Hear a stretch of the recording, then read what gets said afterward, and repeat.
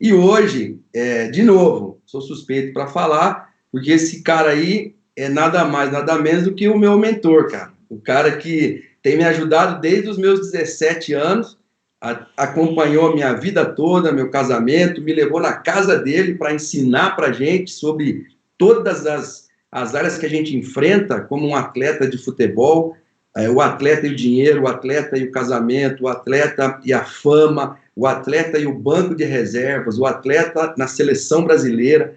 Cara, assim, eu devo muito a esse cara, o Alex, e a gente teve algumas passagens juntos, que esse cara ele já participou em 6 Copas do Mundo, 3 Olimpíadas, todas como capelão, trabalhando ali em favor dos atletas, e a primeira delas, eu fui com o Jorginho, falar com o presidente da CBF, para ele liberar o Alex, para o Alex. A gente foi com muito medo, porque né, a gente sabe como que é esse meio, e ele liberou, e o Alex fez um trabalho maravilhoso que ele vai poder contar um pouco para a gente aqui.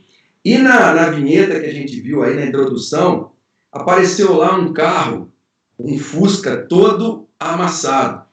E como eu sei um pouco da história, eu queria que o Alex... Primeiro, Alex, muito obrigado por você ter aceito o nosso convite, participar com a gente aqui. Eu tenho certeza que quem estiver com a gente hoje vai sair enriquecido, e que você contasse para a gente como é que isso tudo começou, né? Aquele carro que era do teu pai, lá em Brasília, como é que isso tudo aí começou? Alex, seja bem-vindo, obrigado. Boa noite, Silas, boa noite, Aníbal, boa noite, Clary, boa noite você que está de olho na gente aí, na telinha, participando junto. É um prazer estar com todos vocês aqui. A minha história no esporte começa com um sonho. Meu pai foi um dos pioneiros na construção de Brasília. A gente foi para lá em 57, onde não havia Brasília, era só o lugar onde ia ser edificada a capital. E eu chamo Brasília de terra do sonho, porque ela nasceu do sonho do presidente Juscelino Kubitschek, que conseguiu contaminar meu pai com essa ideia do sonho de uma nova capital no interior do Brasil, e ele foi para lá de malicuia, e eu fui com um garoto de 8 anos, e eu vi uma cidade brotar do solo, assim, do chão, do dia para a noite, assim, e todas essas fases eu acompanhei enquanto eu crescia também. Mas em abril de 60 ficou pronta, pelo menos o suficiente para se inaugurar, e houve uma festa de arromba que durou uma semana, com várias atrações, e uma dessas atrações foi uma corrida de automóvel que me deixou absolutamente fascinado. Quando eu crescer, eu vou ser piloto. Eu já voltei dali piloto na minha cabeça. Então, comecei a construir carrinhos de rolimã, depois graduamos para o Autorama, que era muito menor, o carrinho cabia na palma da mão, mas era muito mais técnico, e aí nós fomos sonhando e correndo atrás. Aquilo se tornou uma paixão tremenda, então eu fui correr atrás de conhecimento. O que é necessário para correr de automóvel? E entrava em tudo que é oficina. Minha Bíblia era mecânica popular, a revista Quatro Rodas, e depois, mais tarde, Auto Esporte. E quando eu fiz 18 anos, que aí sim eu poderia correr, naquela época você só corria de automóvel depois de ter a CNH, Carteira Nacional de habilitação, né?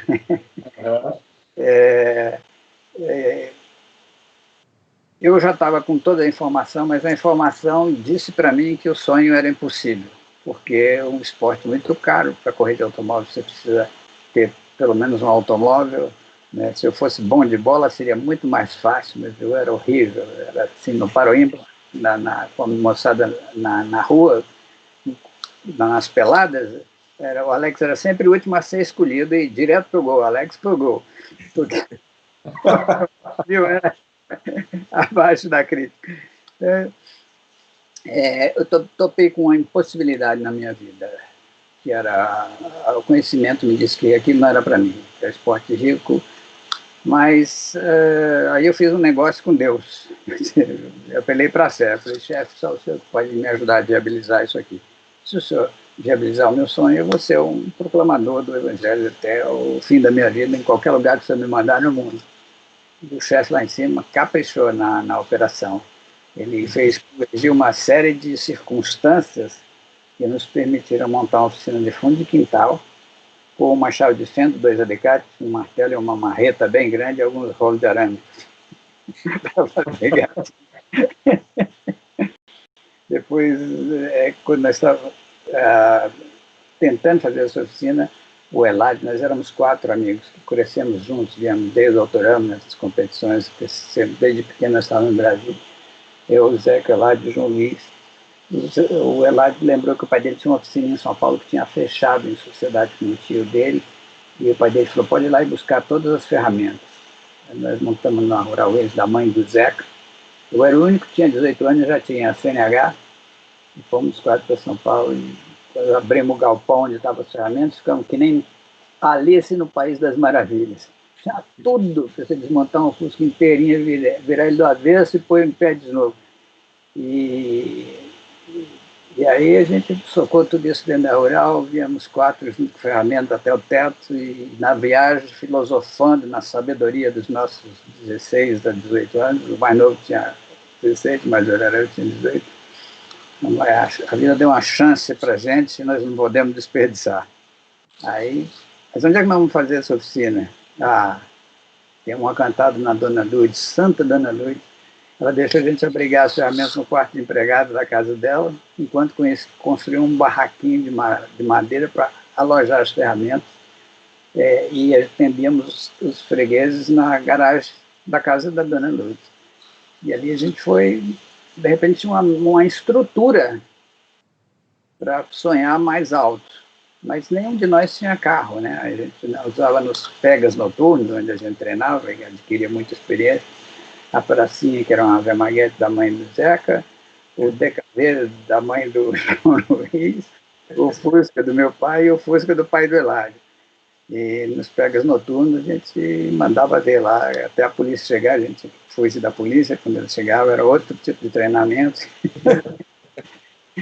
Então, mas o sonho nosso era ter um carro nosso mesmo, que a gente pudesse mexer. Aí meu pai tinha um baita acidente, quase morre.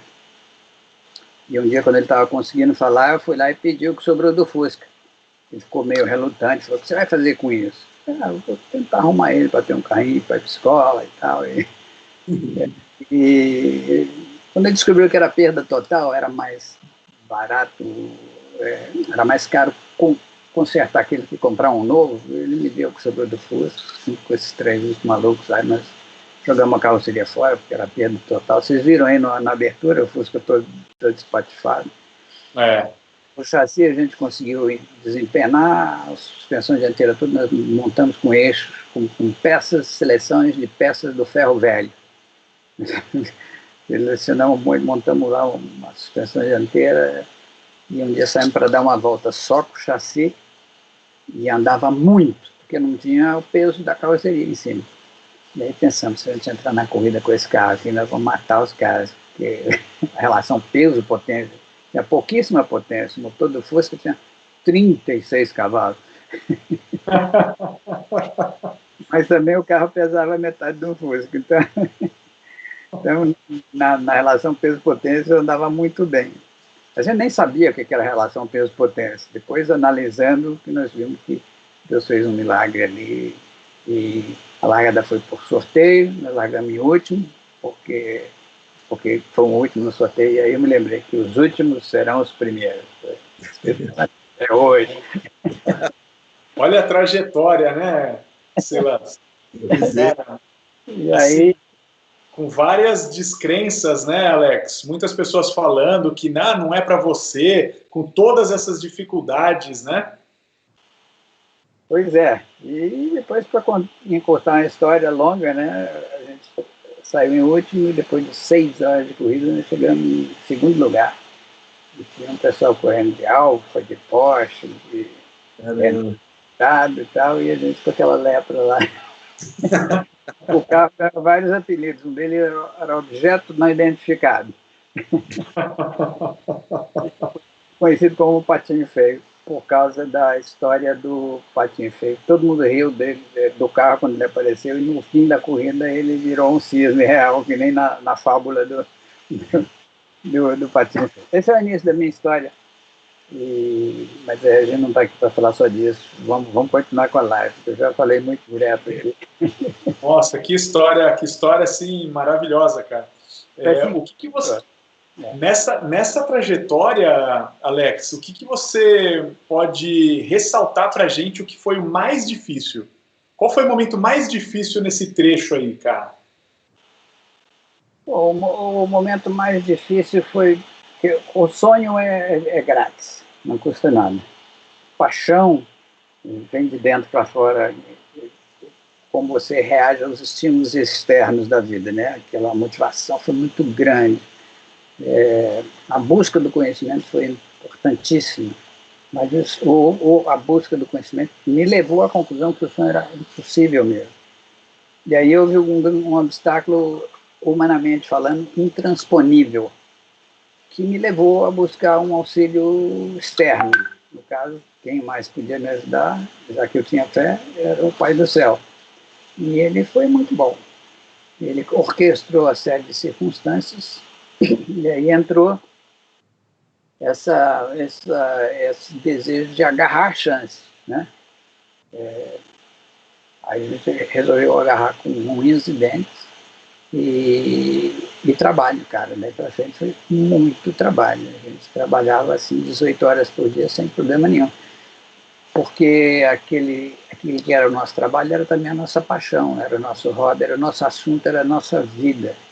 Então, aí a coisa começou a rolar, e aí precisava de foco, né? Foco naquilo que a gente estava fazendo. Todo sábado à noite, lá em Brasília, a moçada ia para o Hi-Fi do Yacht Club, lá o tum-tic-tum-tic-tum-tic-tum.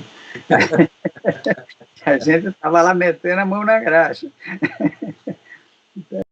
Então, e bolando o que nós vamos fazer para aquela caranga andar mais rápido, e como é que nós vamos participar da próxima corrida, e buscando sempre inovações. E nós começamos com um motor de 1.236 cavalos, e o carro foi evoluindo. Na última versão ele tinha 110 cavalos, e o motor 1.9. Então, tudo, e andava a 200 por hora já, só que era uma cadeira elétrica tremenda, mas não é problema para a gente, não. Pelo menos na nossa cabeça. Cheio de energia, com foco, cheio de vontade, né? Motivado ao extremo, né? Motivado ao extremo, né, cara? Até uma banheira lá para sentar e botar, vai embora, né? E você vê como é que são as coisas, né? Desse ninho aí, dessa oficina, saíram 3 pilotos brasileiros para a Fórmula 1. O Brasil hoje não tem nenhum, há 3 anos que não tem um piloto brasileiro na Fórmula 1. A maioria dos países do mundo não tem um piloto na Fórmula 1. Desse ninho aí nasceu eu, Roberto Pouco Moreno, e um tal de Nelson Piquet, que vocês já devem ter ouvido falar. Só isso. É um negócio assim, surreal. Assim. Cara, Alex, Aníbal, ouvindo o Alex falar, cara, eu já que você escreveu ali o PhD, no futebol, assim como na Fórmula 1, eles fizeram coisas, imagina, cara, 3, 4 garotos de 16 anos, um de 18, talvez um de 17, todos meninos com um sonho e querendo fazer qualquer coisa para se tornar piloto de Fórmula 1. Eu andava 4h30 da manhã, eu andava 3 quilômetros da minha casa, no bairro seguinte, porque tinha um motorista lá de uma empresa de ônibus chamada Caprioli, que ele me dava carona e ele me deixava no Palácio do Governo, lá em São Paulo. E aí eu andava mais 2 quilômetros até o Morumbi, para me trocar, mais 2 quilômetros até o Terrão, que era o campo que a gente treinava. Então, cara, PhD. Eu já era PhD, eu era PhD quando tinha 15 anos. Só que eu queria que o Aníbal explicasse o que é esse PhD aí. Que não é o que vocês estão pensando, não. Vocês que são fãs de Fórmula 1, de alta velocidade, é um outro tipo de PhD. Alex, esse acrônimo aqui, PhD, é incrível, cara, porque está saindo em todas as lives, está encaixando muito. E a mensagem para todo mundo que está nos assistindo aqui é de que veja essa estatística. A gente, terceira live, e a gente está falando do PhD. Então, é importante a gente olhar para as coisas que a gente sente paixão em fazer. Né? O Alex, pessoal, presta atenção na história do Alex. Vamos fazer uma reflexão aqui. Quantas pessoas hoje estão infelizes fazendo coisas que não queriam fazer, deixando seus sonhos reprimidos? Não estou falando que é viver uma loucura, né? Uma metamorfose, não. É consciente, mas não deixar para trás a sua paixão. Então, Alex, isso aqui, cara, está muito claro na sua história. A sua paixão te levou ao quê? A aprender e a desenvolver habilidades. E as suas habilidades, você foi gerando com a sua fé, que você deixou muito claro aqui, que isso é extremamente importante, você foi gerando demandas para você e para as pessoas ao seu redor. Então, o PhD é isso.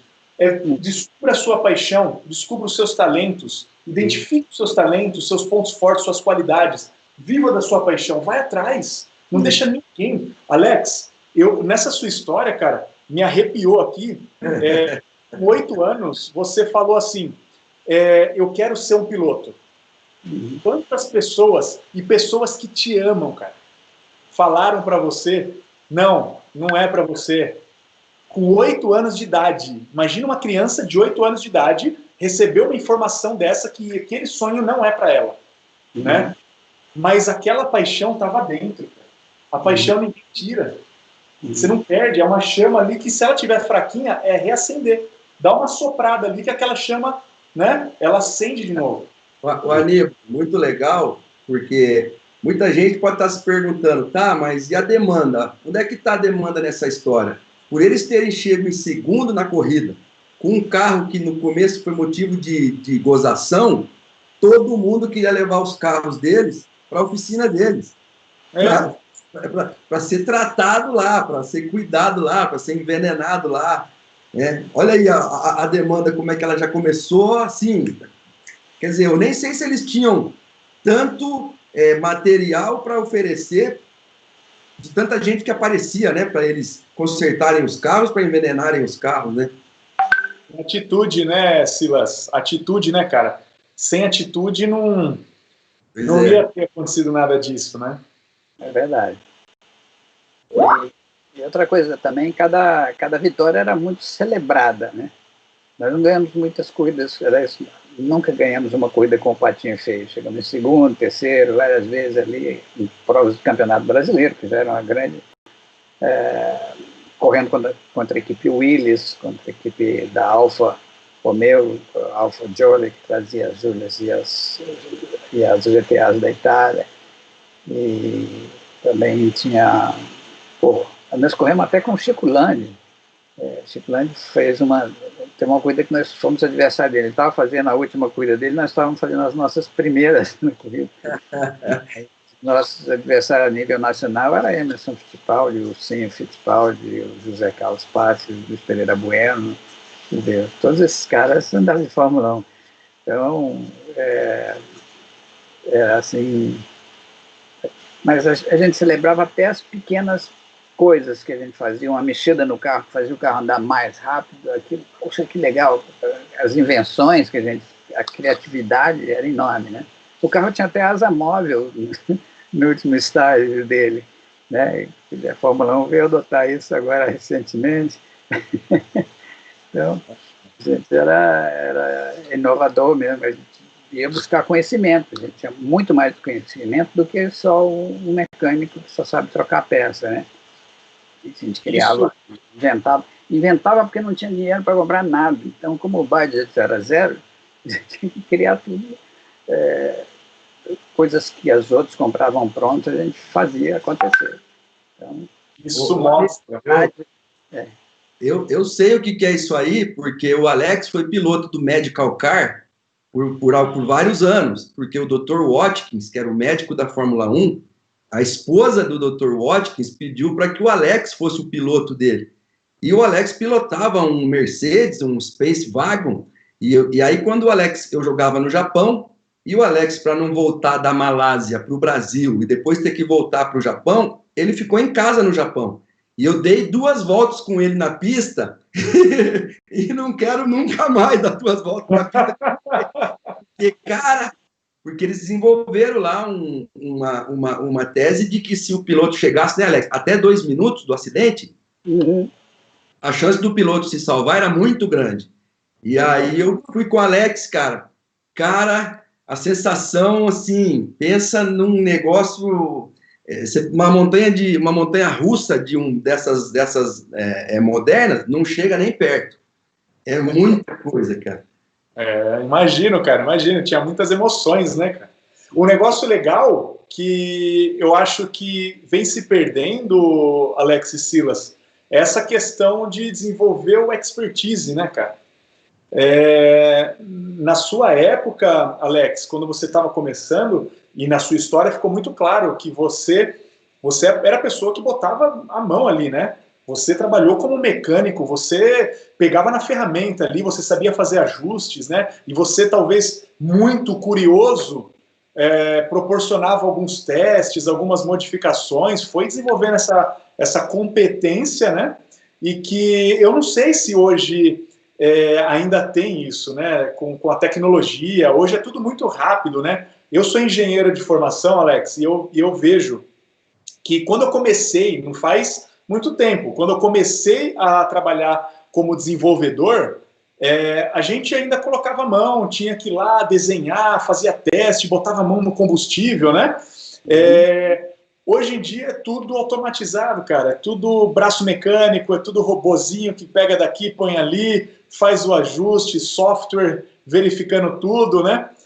Tá certo, é tecnologia, mas de uma certa forma deixa um pouco, né, a desejar essa questão da paixão, né, cara? Hoje o negócio é muito técnico, muito complexo. Como eu te falei, a gente tinha que inventar as coisas, criar muito, porque a gente não tinha dinheiro para comprar pronto. A gente jamais teria construído aquele carro se a gente tivesse dinheiro para comprar uma berlineta Interlagos, que era o carrão da hora que você podia comprar pronto, fabricado pela Willys. Era um carro maravilhoso, era o carro dos sonhos da gente, né? Mas aquilo formou uma geração de pilotos que punham a mão da massa, como você falou, que nós éramos mecânicos. E naquela época, todo o raciocínio dos engenheiros era baseado na informação que o piloto conseguia trazer das pistas, né?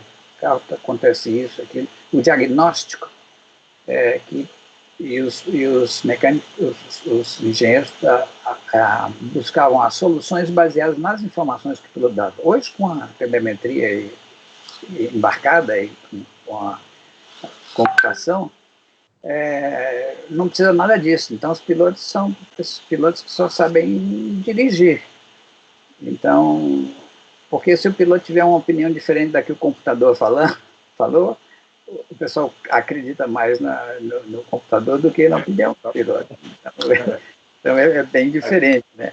E por isso, o Nelson Piquet, o Popo Moreno, todos saíram da mesma escola. E eles chegaram à Fórmula 1, como dizia o Marco Zamponi, que foi um cronista automobilístico muito engraçado. Ele falava que automobilismo, esporte de rico ou de abusados. Nós na turma dos abusados, os pobretões lá de Brasília. Mal sabia. Não, ele falava mesmo que ele conseguiu ver isso, né? Hoje não dá mais. Você fazer um piloto hoje, você precisa de milhões de dólares para bancar ele do kart até conseguir entrar na Fórmula 1. Então, esse Lance Stroll, por exemplo, chegou em 4º lugar no GP agora da Hungria, o pai dele comprou uma equipe de Fórmula 1 para o garoto correr. Então, é muita grana e muita tecnologia. Hoje a gente não teria as mesmas chances, mas o importante é a gente vencer com o que a gente tem na mão, né? E no caso, o que a gente tinha na mão era um monte de ferramenta, um Fusca todo estraçalhado, sucata de um Fusca, um espaço no quintal da casa da Dona Lourdes e aconteceu. Claro que Deus organizou tudo isso, não posso tirar o mérito dele de jeito nenhum. Tem gente que fala, não, isso aí foi uma conspiração do destino. uma conspiração positiva do destino. Não, não, não, não, não. Existe uma relação de causa e efeito, principalmente quando transcendeu o que se podia fazer humanamente falando. Uhum. Tem uma pergunta aqui. Desculpa, Silas, pode falar. Vai lá. Eu não consegui ver tudo, porque eu estou precisando de uma lentezinha já aqui. Eita! Mas... É uma pergunta para vocês dois, tá? Para o Alex e para o Silas. Tá assim, ó. Silas e Alex, vocês tiveram sucesso jovens e depois mudaram de carreira e tiveram sucesso novamente.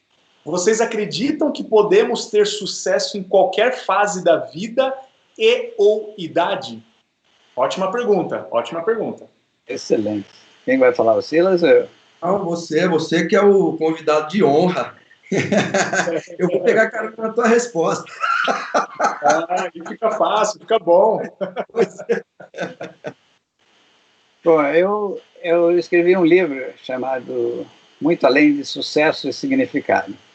Esse livro, quem me desafiou a escrevê-lo foi o Mark Carpenter, que é o dono de uma casa publicadora chamada Mundo Cristão.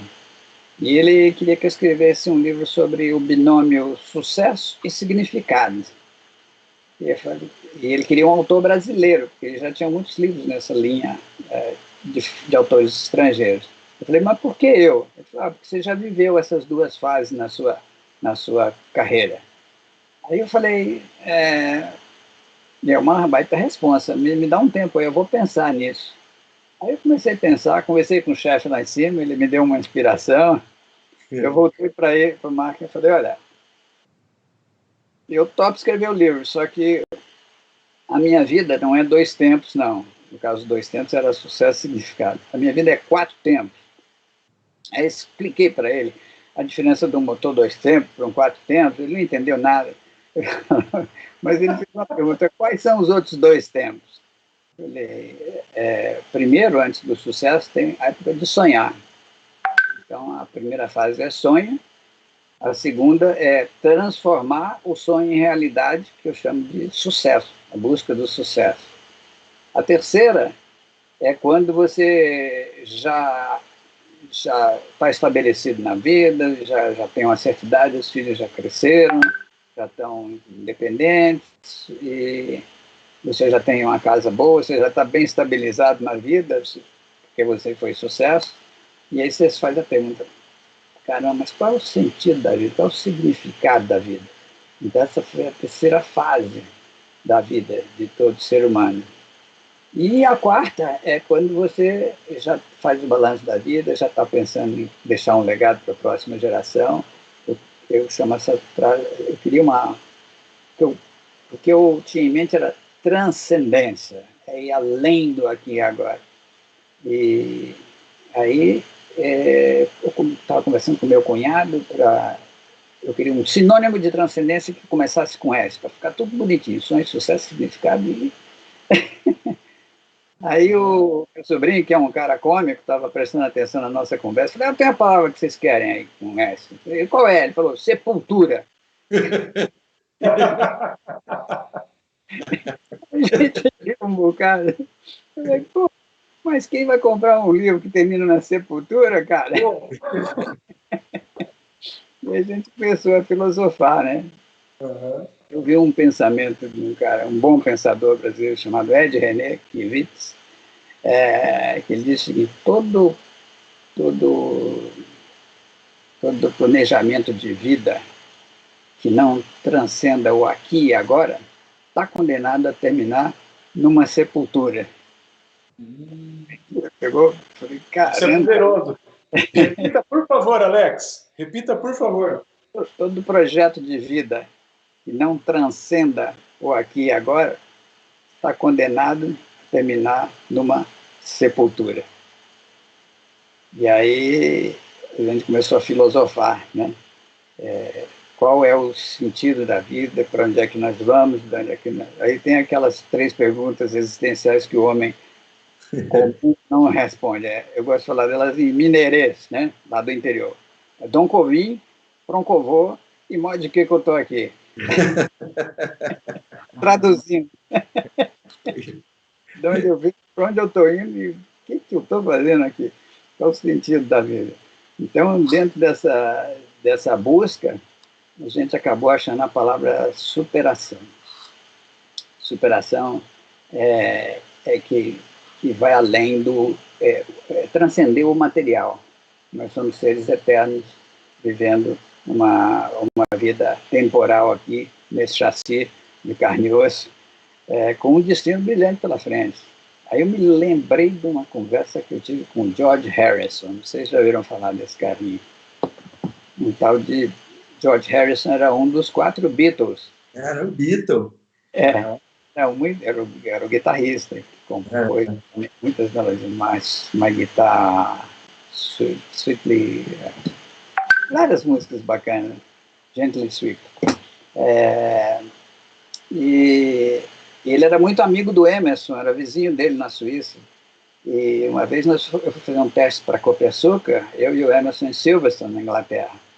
E o Emerson veio no avião particular dele, pousou no circuito de Silverstone, que é um aeródromo da Segunda Guerra Mundial, tem uma pista no meio dele. E o meu carro quebrou, assim, dei poucas voltas, acho que eu nem saí do box. Deu um pepino lá que não deu para eu treinar.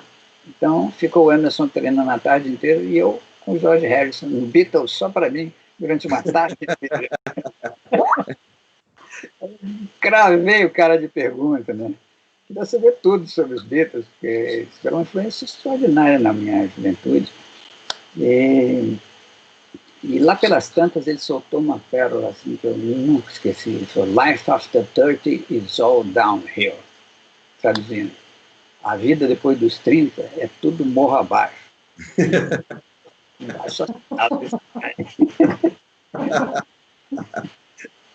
Mas pensando bem, era mesmo, porque os Beatles já tinham se separado e estava assim, que nem cachorro que caiu da mudança, ele estava numa transição. Então ele ainda não tinha se encontrado. E aí, com esse raciocínio da transcendência, da superação, eu entendi que o ápice da vida nossa é quando ela termina aqui e o destino que nós temos na eternidade. Então, o ápice da carreira dele tinha sido Beatles. Só que com 30 e poucos anos, os Beatles já não existiam mais. Então, nada na vida dele teve um pico de excitement, de glamour, e nada teria, porque a esperança dele, ele estava sem senso de direção. Então, falou, all downhill, tudo morro abaixo. E aí a ideia desse livro, o sucesso significado, ele aqui, dá para ver aí? Dá para ver. Perfeito. Então são basicamente 4 S's, né, Alex? 4 S, mas tem um quinto. É que nesses sonho, sucesso, significado e superação, os 4 S, tem 3 vales aqui, que são as frases de transição, que eu chamei de deserto. Porque na cultura bíblica, o deserto, o povo ficou 40 anos no deserto, Jesus foi para o deserto para um jejum, é sempre um tempo. Deserto é lugar de abandono, de escuridão. Que é o Saara, né? Como é que é? E é com S também, que é o Saara. Saara, que é o maior deserto do país, do globo, né? Do mundo, então, do nosso mundo. Então, aí eu trato do papel do sofrimento, que é uma excelente ferramenta na mão de Deus para nos aperfeiçoar. Uma transição pode mudar a sua vida, dependendo da maneira como você reage, né? Porque, se veja bem, para você ir para cima, todo santo ajuda. Quanto mais sucesso você tem, mais motivado você está para tentar coisas maiores, mais ousado, mais corajoso, né? Então você está indo morro acima, a transição é legal. Agora, quando você faz o caminho inverso, é muito difícil. Em qualquer esporte, em qualquer carreira muito brilhante, e onde a pessoa não vê a carreira como só um ganha-pão, como só um emprego, mas como a sua razão, a sua até a identidade.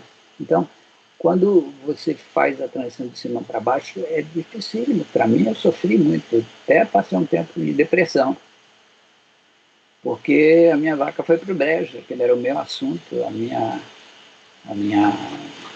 o meu trabalho, a minha vida e a minha identidade, né? Se você me perguntasse naquela época, quem é você? Eu falava, eu sou piloto de Fórmula 1. E agora que eu não estava mais piloto, um piloto de Fórmula 1 sem carro para correr é pedestre. E quando a gente entrava no hotel, eu e a Bárbara, tem que preencher aquela ficha, né, profissão, eu falei, e agora? O que eu sou, Bárbara? O que eu escrevo aqui?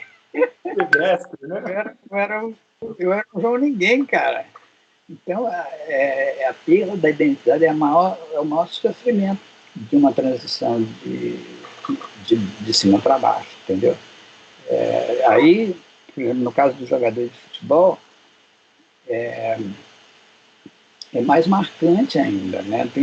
Tem exemplos da síndrome de Garrincha, que teve, depois do Pelé, foi o jogador mais conhecido daquela nossa época, e que acabou enchendo a cara e morreu duro, pobre, e essa história se repetiu na vida de vários atletas, não, por causa de uma decisão mal feita, entende? Mal orientada. Foi o Ayrton Senna que disse que para um cara famoso tem sempre uma mesa vazia num restaurante cheio? Foi ele que disse? Foi ele que disse. E eu queria te perguntar, qual foi assim o momento que você falou, puxa, tô no topo? Para mim, seleção brasileira. E qual foi o momento que você sentiu assim, caramba, não tenho mais isso, e de onde que você tirou força para continuar? O pico para mim foi a largada do GP Brasil de 77, que eu estava ali em Interlagos, casa cheia, 80 mil pessoas na plateia. A Souza Cruz, que era o patrocinador do carro, distribuiu um boné com meu nome, Alex, ao sucesso. E distribuiu na entrada. E como o pessoal fica horas no sol para ver o Grande Prêmio, quando eu olhei para a arquibancada, eu fiz a volta de apresentação, parei no grid, olhei assim para a direita e vi todo mundo lá com o bonezinho Alex ao sucesso. Aquilo para mim era também eu estava sentado num grid onde tinham meus ídolos daqueles que eu colecionava figurinha. Rony Peterson, Emerson Fittipaldi, Clay Regazzoni, Niki Lauda, e eu lá no meio dos caras. Foi o máximo, né? E foram 10 anos da largada com o patinho feio lá em Brasília até a largada no GP do Brasil. Foram 10 anos de muita ralação, mas eu tinha chegado lá, né? Então, esse foi o pico. E o down foi quando eu tive que encerrar as minhas atividades. Eu morei 7 anos na Inglaterra, na fase internacional da minha carreira. E um dia eu tive que voltar para o Brasil porque não tinha mais o que fazer lá. Eu estava pedestre. E foi o dia do fechamento da nossa casa na Inglaterra, quando o caminhão da mudança fechou aquela porta. Para mim foi o fechamento foi o fim, foi a morte da carreira. E ali eu peguei um trem da cidade onde eu morava, em Northampton, para Londres, para depois vir para o Brasil. E nessa viagem de trem de Northampton para Londres, olhando pela paisagem, eu tinha deixado meu mundo para trás. E foi um momento de muita humilhação, né? Você tinha quantos anos, Alex? Tinha foi em 81, 80, eu tinha feito 32, tinha 32 anos.